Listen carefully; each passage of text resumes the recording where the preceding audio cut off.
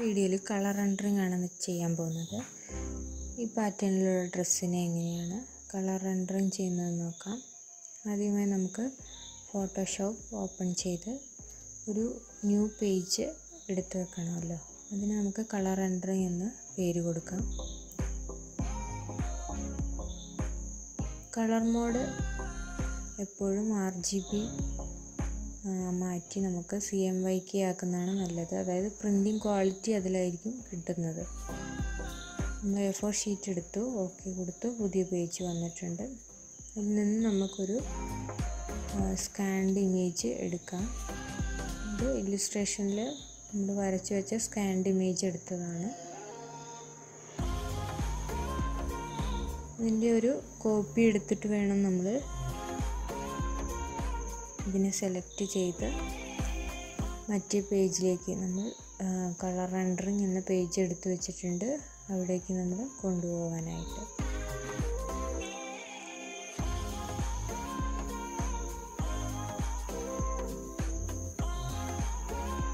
Magnetic tool എടുത്തിട്ടാണ് ഞാൻ വരച്ചെടുക്കുന്നത്, selection ചെയ്യുന്നത്.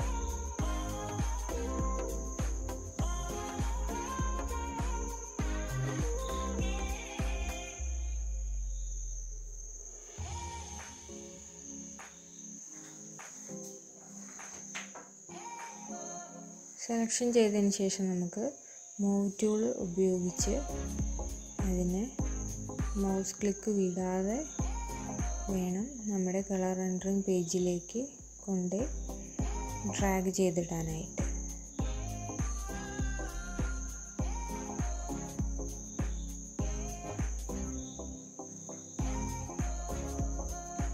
Ctrl+T അടിച്ച് സൈസ് വലുതാക്കാം. എൻ്റർ അടിച്ച് സെലക്ഷൻ കളയാം.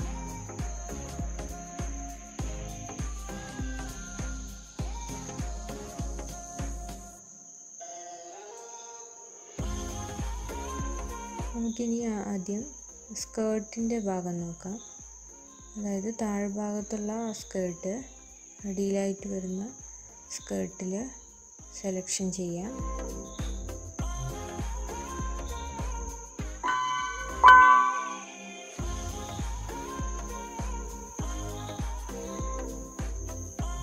സെലക്ഷൻ ചെയ്യുമ്പോൾ വളരെ സൂക്ഷിച്ച് വേണം ചെയ്യാനായിട്ട്.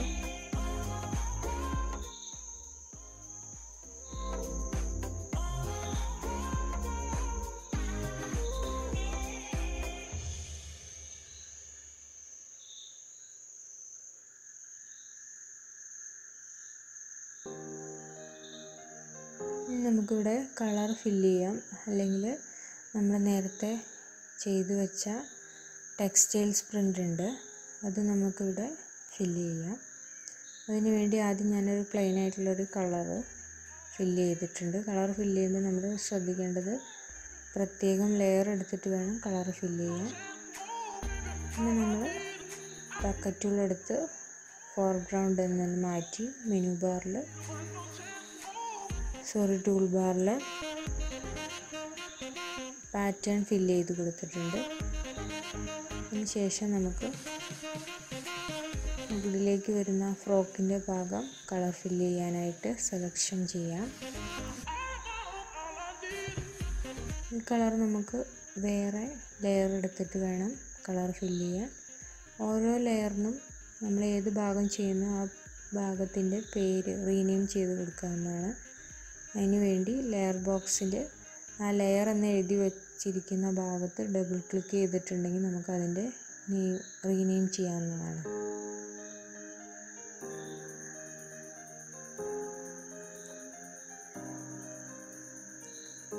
ഈ ഭാഗം ഞാൻ പെൻ ടൂൾ ഉപയോഗിച്ചിട്ടാണ് വരച്ചെടുക്കുന്നത്.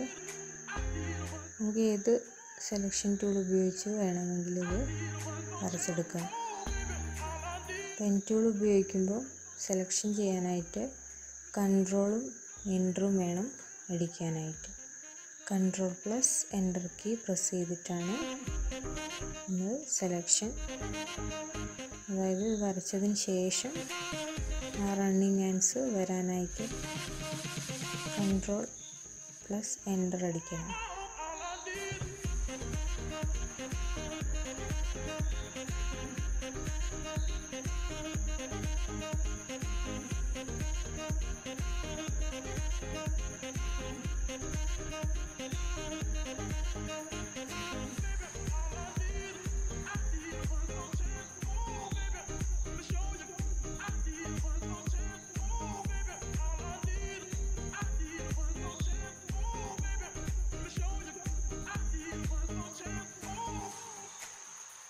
തുടങ്ങിയ പോയിന്റിൽ തന്നെ അവസാനിപ്പിക്കണം.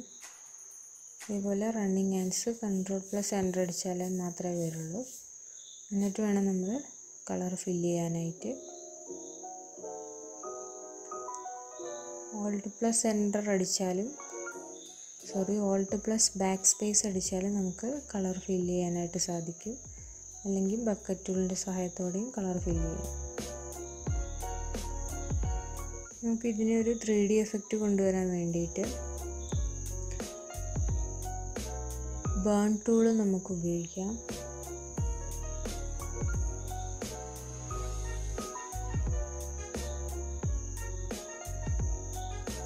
ബേൺ ടൂൾ ഉപയോഗിച്ച് ജസ്റ്റ് വരച്ച് കൊടുത്തിട്ടുണ്ടെങ്കിൽ അവിടെ ഒരു ഡാർക്ക് ഷെയ്ഡ് വരുന്നതായിട്ട് നമുക്ക് കാണാം.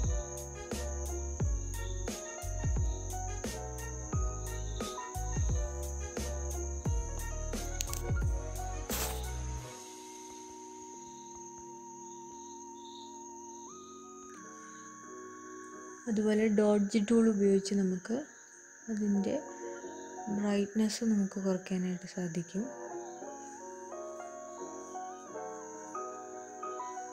ഇതുപോലെ നമുക്കൊരു 3D ഇഫക്റ്റ് ക്രിയേറ്റ് ചെയ്യാം.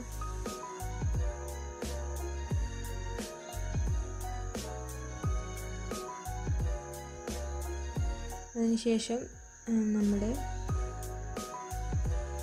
ലെയർ പാലറ്റ്സിലുള്ള ഒരു ഓപ്ഷനാണ് നോർമൽ എന്നുള്ള ഭാഗത്ത് നമുക്ക് ഇവിടെ പല ഓപ്ഷനും മാറ്റി കൊടുത്തിട്ടുണ്ടെങ്കിൽ നമ്മുടെ ഷെയ്ഡ് വ്യത്യാസം വരുന്നതായിട്ട് കാണാം. ഞാനിപ്പോൾ ഇവിടെ ഡാർക്കൻ എടുത്തിട്ടുണ്ട്. ഡാർക്കൻ സെലക്ട് ചെയ്തപ്പോൾ ഈ രീതിയിലാണ് വന്നിരിക്കുന്നത്. ഏകദേശം ഒരു സാറ്റിൻ ഇഫക്റ്റ് വന്നിട്ടുണ്ട്.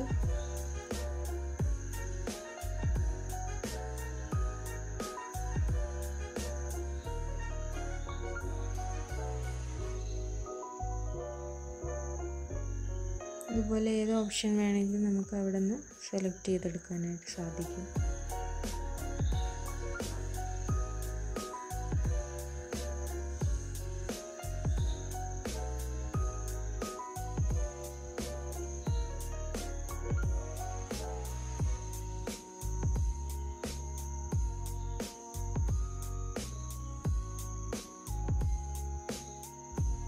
നമുക്ക് സ്കിൻ കളർ കൊടുക്കണം.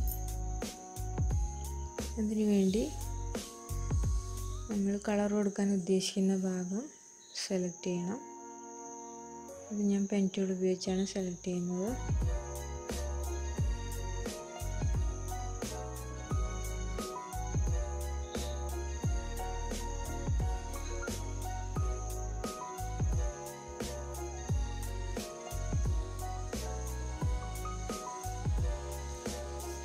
സ്കിൻ കളർ ചൂസ് ചെയ്യുക. കളർ പാലറ്റിൽ നിന്നും ബക്കറ്റ് ടൂൾ എടുത്ത് അപ്ലൈ ചെയ്യാം. അതുപോലെ തന്നെ നമുക്ക് കൈകൾക്കും കളർ ഫില്ല് ചെയ്യണം.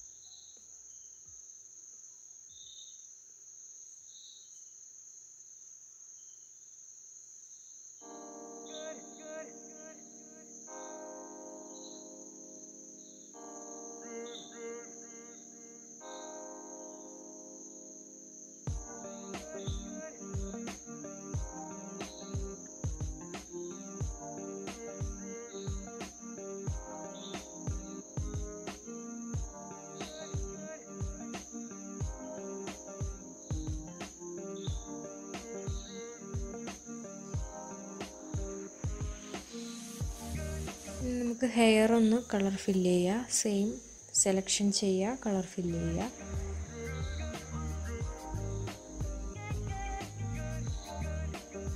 ഫേഷ്യൽ ഫീച്ചേഴ്സ് നിങ്ങൾക്ക് കൊടുക്കാവുന്നതാണ്. അത് നമുക്ക് അടുത്ത വീഡിയോയിൽ ചെയ്യാം.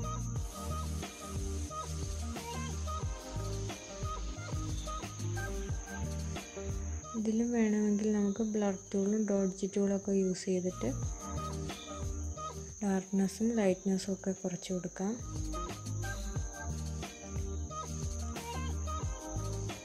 അതുപോലെ തന്നെ ലെയർ പാലറ്റിലെ ഓപ്ഷൻസ് യൂസ് ചെയ്ത് എഫക്ട്സ് വരുത്താവുന്നതാണ്.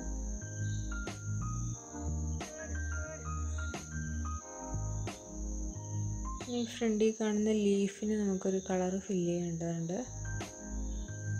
അതിനുവേണ്ടി അത് സെലക്ട് ചെയ്യാം.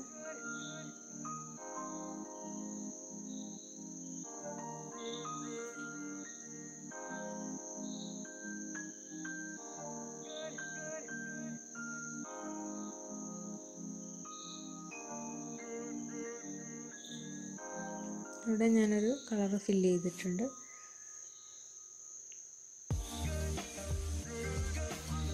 ഇനി നമുക്കിതിനൊരു ബാക്ക്ഗ്രൗണ്ട് കൊടുക്കാനായിട്ട് ഫയലിൽ ഓപ്പണിൽ പോയി ബാക്ക്ഗ്രൗണ്ട് ഏതാണെന്ന് ചൂസ് ചെയ്ത് നമുക്കതിനെ ഒരു സെലക്ഷൻ ടൂളോ മൂവ് ടൂളോ ഉപയോഗിച്ച് കൊണ്ടുപോകുന്നതാണ്. അതിന് മുന്നേ നമുക്ക് Ctrl+J അടിച്ച് ആ ഇമേജിൻ്റെ ഒരു കോപ്പി എടുക്കണം. ആ കോപ്പിയിൽ വേണം നമ്മൾ എന്തും ചെയ്യാനായിട്ട്. ആ കോപ്പീനെയാണ് ഞാൻ ഇങ്ങോട്ട് എടുത്ത് കൊണ്ടിരിക്കുന്നത്. അത് പുതിയൊരു ലെയറിലാണ് വന്നിരിക്കുന്നത്, ലെയർ 6ലാണ് വന്നിരിക്കുന്നത്. അപ്പോൾ ലെയർ 6നെ നമുക്ക് താഴേക്ക് ഡ്രാഗ് ചെയ്ത് ഡ്രോപ്പ് ചെയ്ത് കൊടുത്തിട്ടുണ്ടെങ്കിൽ നമ്മുടെ കളർ റെൻഡറിങ് ചെയ്ത പിക്ചർ മുകളിലേക്ക് വരും.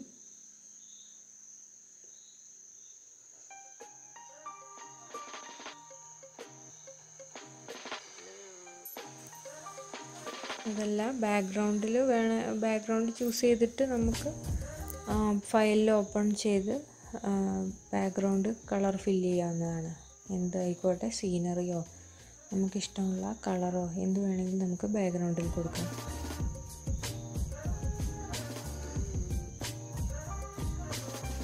ഇനി നമുക്കിതിനെ സേവ് ചെയ്യണം. ആദ്യം നമ്മൾ സേവ് ചെയ്യുന്നത് PSD-യിലും രണ്ടാമത് സേവ് ചെയ്യുന്നത് JPG-യിലുമാണ്.